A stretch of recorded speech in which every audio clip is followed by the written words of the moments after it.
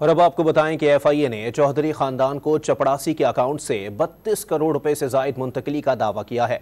Lahore high court में जमा कराई गई तहकीकाती रिपोर्ट के मुताबिक पंजाब असेंबली का चपड़ासी कैसर भट्टी भी मनी लॉन्ड्रिंग में मुलविस निकला।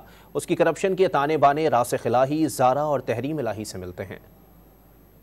एफआईए ने परवेज इलाही के बेटे और 2 बहुओं के खिलाफ मनी लॉन्ड्रिंग केस में रिपोर्ट लाहौर हाई कोर्ट में जमा करा दी। रिपोर्ट में दावा किया गया है कि पंजाब असेंबली के चपरासी कैसर भट्टी ने करप्शन से पैसा कमाया। करप्शन के ताने बाने राज़िक इलाही, जारा और तहरीम इलाही से मिलते हैं। पंजाब असेंबली के चपरासी कैसर इकबाल भट्टी मनी लॉन्ड्रिंग में भी मुलविस है। कैसर इकबाल भट्टी ने 11 अफराद और 3 कंपनीज के साथ ऐसी ट्रांजैक्शंस की जिसकी कोई वजाहत मौजूद नहीं। मोनिस इलाही की अहलिया तहरीम इलाही के साथ 2 करोड़ 70 लाख की नाकाबिले वजाहत ट्रांजैक्शन हुई। राज़िक इलाही और इनकी अहलिया जारा इलाही के साथ 8 करोड़ 30 लाख और 50 लाख की ट्रांजैक्शंस हुई। कैसर भट्टी ने 3 कंपनीज के साथ मजमूई तौर पर 12 करोड़ 98 लाख रुपए की ट्रांजैक्शंस की। रिपोर्ट के मुताबिक चपरासी कैसर भट्टी 17 करोड़ 50 लाख की मशकूक ट्रांजैक्शंस में मुलविस पाया गया है। उसके अकाउंट का टर्नओवर 81 करोड़